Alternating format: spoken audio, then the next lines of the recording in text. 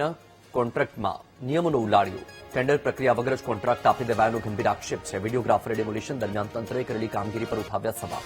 નિયમો મુજબ ટેન્ડર પ્રક્રિયા નથી કરાઈ. બાલાજી નામની કંપની સામે અગાઉ પણ ફરિયાદ ઉઠી હોવા છતાં કામ આપી દેવાયું. વિડીયોગ્રાફરે આ તમામ આક્ષેપ લગાવ્યા છે. ડેમોલિશનમાં વિડીયોગ્રાફીના બિલ પેટે 27 લાખ રૂપિયાનું ચૂકવણું થયું. બીજી તરફ સાંસ્કૃતિક વિભાગના ચેરમેનનું નિયમોનું પાલન થયું હોવાનું રટણ છે. મે મહિનામાં ટેન્ડરની પ્રક્રિયા કરાઈ હોવાનો સાંસ્કૃતિક વિભાગનો દાવો છે. સંકલનની બેઠકમાં કોન્ટ્રાક્ટ અંગેની સમીક્ષા કરાશે. નિયમો વિરુદ્ધ કોન્ટ્રાક્ટ અપાયો હશે તો રદ કરાશે. મનીષ ભટ્ટનું આ નિવેદન. ટેન્ડર ભરવાતો આવ્યો તો નગરપાલિકામાં પછી જાણવા મળ્યું કે ભાઈ એ તો કામ જે અગાઉની જે કંપની હતી બાલાજી એને રિપીટ કરીને આપી દેવામાં આવ્યું છે. જે અગાઉ પણ વિવાદોમાં આવેલી હતી એને આપી દેવામાં આવ્યું છે.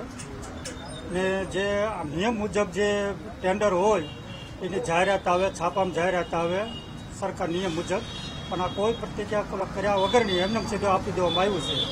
ચોક્કસ મિલી ભગત હોય નકર ટેન્ડર પ્રતિક્રિયા જે હોય એ નિયમ મુજબ કરવી જોઈએ. છાપામાં જાહેરાત, એડ જે બધી વસ્તુ હોય તો કોઈને ખબર ન પડી, સીધું આપી દીધું. પછી ખ્યાલ આવ્યો કે મિલી ભગત તક કોઈ અશક્ય વસ્તુ છે. ટેન્ડર પ્રક્રિયા વગર કોઈ કામ આપી શકાય નહીં. આપ સમજો છો મે મહિનામાં ટેન્ડર થયું છે એવું અધિકારીએ મને વાત કરી છે અને એમાં આ પાર્ટી L1 આવી છે એવી પણ મને માહિતી એણે આપી છે. આ પ્રક્રિયા, આ કૌભાંડ તમે જે ગણાવો છો એ થયું છે કાંઈ પણ એની પહેલા આ ટેન્ડર થયું હતું, એ પહેલા એને ટેન્ડર ભર્યું છે. એમાં 2 પાર્ટી આવી હતી, એમાં આનો ભાવ ઓછો છે એટલે એ ટેન્ડર એને મળે એના માટે હજી સ્ટેન્ડિંગમાં આવશે અને સ્ટેન્ડિંગમાં મંજૂર કરશું અમે તો એને મળશે.